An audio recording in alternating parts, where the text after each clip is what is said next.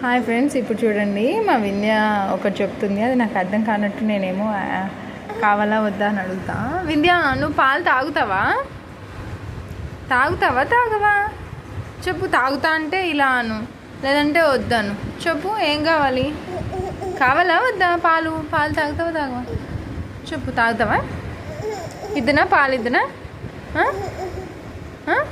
వద్దా?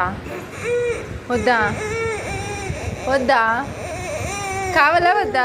నీకు పాలు కావాలా వద్దా? ఇప్పుడు చెప్పు, నోటితో చెప్పు. కావాలా వద్దా?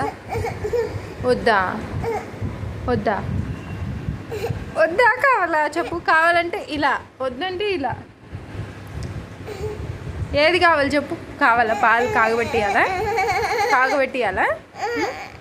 వద్దా? చల్లగుండే పాలు ఇవ్వాలా? తాగవా? పాలు తాగవా? తనకి